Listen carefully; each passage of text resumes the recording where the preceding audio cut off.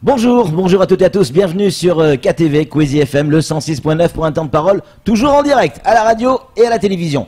Vous connaissez peut-être pas son visage, mais on va vous la présenter. Elle s'appelle Marie-Angéline Reynaud. C'est la responsable de l'école démocratique. Elle est avec nous. Marie-Angéline, bonjour. Bonjour. Merci d'être avec nous, d'avoir accepté notre invitation. Alors je sais que vous n'êtes pas une habituée des plateaux télé, Marie-Angéline, mais voilà, du côté, je crois que c'est du côté de Tsingoni, si je ne dis pas de bêtises, il y a la naissance d'une école démocratique. Vous en êtes à l'origine. C'est quoi une école démocratique ? Alors une école démocratique, tout d'abord, c'est une école assez atypique puisque ce n'est pas du tout ce qu'on peut connaître jusqu'à maintenant. Donc c'est une école qui est libérée des classes d'âge, des classes de niveau, libérée des programmes et où les enfants évoluent au sein d'un collectif multi-âge. On favorise essentiellement les apprentissages autonomes en se basant sur leur centre d'intérêt et leur motivation intrinsèque, qui fait que du coup, grâce à ça, ils peuvent apprendre énormément de choses et on apprend tellement mieux quand on prend plaisir à faire que quand on est sous la contrainte. Alors c'est vrai que c'est quelque chose de nouveau. En fait, notre cerveau n'est pas construit comme ça, notre culture n'est pas construite comme ça. Comment on peut se retrouver en classe avec un gamin qui a 6 ans et un autre qui a 12 ans, qui n'ont pas forcément le même niveau? Est-ce qu'ils arrivent à apprendre la même chose? Alors évidemment, ils apprennent pas la même chose. Ils peuvent travailler sur le même sujet, mais en fonction de leur âge et en fonction de leur vocabulaire, ils auront du coup un avancement différent dans leur apprentissage. Donc l'avantage de ce multi-âge, c'est que du coup, chaque enfant peut être porté par l'autre. Il y a une coopération, une réelle coopération, un échange. Et les plus grands peuvent travailler leur vocabulaire pour réadapter leur discours. Et les plus petits, justement, apprennent ce vocabulaire pour pouvoir grandir aussi, quoi. Alors l'école démocratique, c'est pas une spécificité mahoraise, ça existe déjà en métropole, ça fonctionne évidemment de la même manière. On a déjà un background, un recul sur ce qui s'est passé en métropole et une forme de résultat déjà. Oui, alors il y a un recul déjà depuis environ une centaine d'années, puisque ce type on est un peu à la bourre. On est un peu à la bourre. Ce type d'école existe depuis les années 20. Elles ont fleuri en Angleterre essentiellement, écoles qui existent toujours. Après, dans les années 70, donc les États-Unis ont pris le relais. École qui existe également toujours. Donc bon nombre d'enfants qui sortent de ce type d'école sont aujourd'hui ingénieurs ou dans la politique ou programmeurs informatiques. Voilà, en tout cas on constate effectivement qu'ils continuent malgré tout leur parcours de vie et avec un réel choix assumé et pour le coup ils vont très très loin. Est-ce que vous êtes en lien avec, au moins suivre de loin, ou pas du tout, le programme d'une école classique? Est-ce que vous êtes en lien avec le vice-rectorat ou strictement pas? Alors le lien qu'on a avec le vice-rectorat, c'est essentiellement administratif. Voilà, déjà pour cette autorisation d'ouverture. Et ensuite, il y a toute une politique d'assiduité où on doit être garant quand même de cette obligation d'instruction, où les enfants doivent justement de 6 à 16 ans pouvoir obtenir des compétences, des connaissances.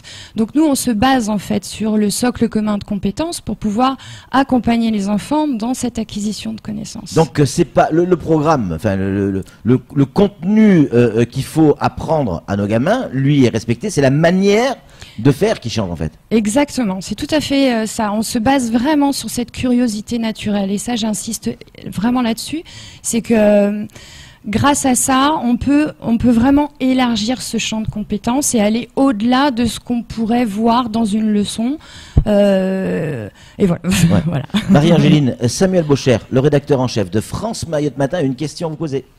Oui, j'essaie de visualiser parce que je connais pas du tout le concept en fait. J'imagine une salle de classe avec des enfants de plusieurs catégories d'âge, mais c'est eux qui choisissent ce qu'ils vont apprendre dans la journée ou on leur dit toi t'es plutôt doué pour ça, si ça te tente tu vas faire ça. Est-ce que c'est ça la démocratie, de faire ce que l'on veut, d'apprendre ce que l'on veut ou...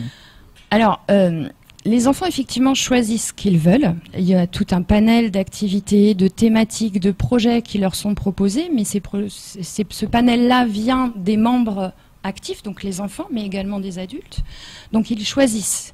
Et Ensuite, nous, on les accompagne justement pour pouvoir compléter en fait leurs recherches et leurs connaissances. Voilà. Alors, cette école démocratique a été, si je dis pas de bêtises, arrêtez-moi si je me trompe, inaugurée, ou en tout cas journée porte ouverte, pardon, ce week-end. Samedi dernier, oui. Ça veut dire qu'elle existe déjà, ça y est, elle fonctionne? Alors, elle fonctionne pas encore. Elle ouvre à la rentrée prochaine. Ouais. On vise le 23 août. Ouais. Voilà, la rentrée on officielle. sera là, on veut voir ça, on veut voir ça. Ah bah vous êtes les bienvenus. Hein. Ouais, cool. Je veux voir. Ouais. Ah oui, non, c'est clair, on veut voir. Alors, combien d'élèves vous êtes susceptibles d'accueillir ou en capacité d'accueillir? Une 50aine d'élèves. On tient vraiment à favoriser cet accompagnement individuel, c'est important, surtout dans ce type de démarche, pour vraiment cibler l'accompagnement de l'enfant. Alors, quand vous dites une 50aine d'élèves, c'est pas dans une classe? Alors effectivement, on évolue au sein d'un établissement avec des salles thématiques. Ouais. C'est pas une classe où là on fait du français, où là on fait des maths. Ouais. Ce sont de réelles salles thématiques. Il y a une salle de motricité, une salle de musique, ouais. Une salle sciences, ouais. Une salle voilà, une bibliothèque, une salle projet. Une salle démocratie, parce que c'est vrai que l'école démocratique est quand même organisée par ce cadre que les enfants dans lequel les enfants participent, ils sont réellement acteurs du fonctionnement de l'école et de leur apprentissage. Donc voilà. Combien ça coûte ? Qu'est-ce que ça coûte ? Je veux inscrire mon gamin dans cette école. Est-ce que ça fonctionne comme dans une école privée ? Il faut que je paye tous les mois ? Est-ce que c'est gratuit ? Comment ça fonctionne ? Alors effectivement, nous sommes une école privée hors contrat. Ouais. Là actuellement, nous n'obtenons pas de subvention. Bienvenue au club. Donc c'est payant. Ouais. Voilà. Donc pour une année scolaire, c'est 3 600 €. C'est pas donné quand même. C'est pas donné, mais en même temps, quand on fait le point sur tout ce qui peut exister aujourd'hui, nous on ouvre de 7h à 17h tous les jours. Et puis il y a surtout cet accompagnement quasi individuel de l'enfant, et donc du coup ça nécessite des facilitateurs d'apprentissage présents quotidiennement. Je prends mon cas personnel. Oui. Moi, j'étais plus sur les mots que sur les mathématiques. Si j'avais eu une école démocratique, je me serais mis dans les ateliers, là où il y a plus les mots que les mathématiques. Et je ne serais certainement pas allé voir les mathématiques. Est-ce qu'il y a un régulateur, justement ? Est-ce que vous entourez les enfants pour leur dire, il va peut-être falloir que tu changes un petit peu et que tu fasses des maths ? Alors, on n'oblige effectivement à rien. C'est la particularité de ce type d'école. Tant que l'enfant n'est pas prêt, ne se sent pas prêt d'aborder une thématique, on ne l'obligera pas. Comme je vous disais tout à l'heure, c'est toujours difficile de faire apprendre quelque chose quand on est sous la contrainte. Ça a été prouvé, il y a des études qui ont été faites dans une centaine d'années, voilà, par des pédagogues. Je vais en citer quelques-uns. Il y a Ovide Desclory, Maria Montessori, qu'on peut connaître un peu plus aujourd'hui, qui montrent que ces apprentissages naturels sont vraiment déclenchés par le besoin. Voilà, donc nous on s'appuie là-dessus. Par contre, ce qu'on s'engage à faire, c'est qu'effectivement un enfant, quand il part sur une thématique, un projet, une activité, en plus de des compétences qu'il va avoir, on va l'orienter aussi en lui disant regarde, c'est chouette, tu as pu aborder telle chose, mais tu as vu aussi, grâce à ça, tu peux également dévier un petit peu sur les maths et apprendre à compter, etc. Et donc là, ça va lui faire tilt et il va se dire ah oui, c'est vrai, j'avais pas vu ça. Voilà. Donc c'est à nous de les accompagner, les stimuler pour leur éveiller cette curiosité, quoi. Des questions qui arrivent, ça intéresse votre projet, dites donc. C'est chouette. Combien d'adultes par enfant ? Un adulte pour 12 enfants. Un adulte pour 12 ? Oui. C'est bien en dessous de ce qui se fait aujourd'hui dans le service public. Tout à fait. Ouais. Oui. Et c'est ça qui est important pour vous, la proximité avec très peu de gamins ? Exactement. C'est important justement pour bien les écouter, bien identifier leurs besoins et surtout bien les accompagner dans leurs apprentissages. Alors, 3 600 € par an, ça peut être cher, évidemment, à Mayotte, c'est un petit peu cher. Mais j'imagine tout le monde. J'imagine qu'il y a un gros investissement aussi en outils pédagogiques, puisque pour attirer les enfants et les intéresser à différentes matières, il faut beaucoup d'outils. Il faut énormément d'outils. Effectivement, là, on a avancé quand même quelques deniers de notre poche pour faire ces commandes-là. Pour offrir justement cette possibilité de choisir, parce qu'on peut pas faire une liberté d'apprentissage si on ne met pas les outils pour choisir à disposition. Donc on a fait des commandes de fichiers de manuels élèves qui sont calqués sur le programme de l'éducation nationale, mais qui sont plutôt orientés sur de l'apprentissage autonome. Le projet est envoûtant, c'est un des messages que l'on a reçu. D'autres nous disent j'aimerais bien mais j'ose pas mettre mon gamin là-bas. Quel message, qu'est-ce que vous aimeriez dire à ces mamans, à ces papas qui se disent c'est pas con ce qu'elle dit, ça peut fonctionner l'histoire, mais j'ose pas parce que bon, il faut que mon gamin il a une école classique et normale parce que j'ai été dans une école classique et normale. Qu'est-ce que vous avez envie de leur dire à ces gens? Il faut pas qu'ils aient peur, il faut qu'ils aient entièrement confiance en leur enfant. Et c'est vrai qu'en tant que parent, c'est difficile de se dire oh, mais qu'est-ce qu'il va faire de ses journées, mais qu'est-ce qu'il va réellement apprendre, est-ce qu'il va pouvoir passer le bac, est-ce qu'il aura les armes, mais bien sûr, et c'est légitime. Tout parent qui se respecte justement veut le bien-être de son enfant. Après, effectivement, ce que je pourrais dire à ses parents, c'est ayez confiance en votre enfant, accompagnez-le dans ses choix, dans ses propres choix, et vous aurez un enfant heureux et libre. Sam? Mais là, on est sur quel niveau? Sur un niveau premier degré, d'enseignement? On est de 6 à 18 ans, donc on englobe le cycle 2, cycle 3, cycle 4. Voilà. Même le cycle 4, ça veut dire que le gamin ne sera pas déstabilisé quand il devra passer en second degré. C'est-à-dire que, imaginons ce type d'école. La notion de second degré n'existe plus. Et arriver en collège, d'accord, ça n'existe plus. Ça n'existe plus.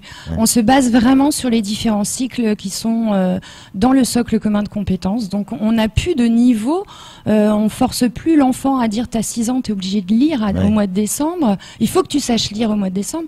On n'a plus ce rythme-là. On prend le temps avec l'enfant.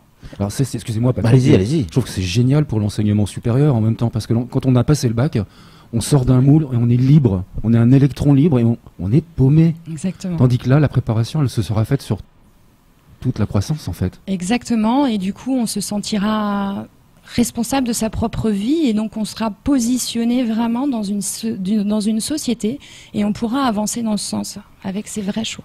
Question, encore et encore, Marie-Angéline, le bac?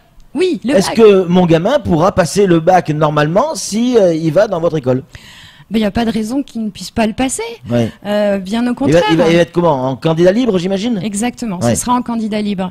L'enfant, à partir du moment où il se sent prêt, une fois que nous l'aurons accompagné comme il se doit, nous ferons en sorte de mettre ensemble ce programme dispensé par l'Éducation nationale pour pouvoir l'accompagner réellement sur son projet de bac en candidat libre.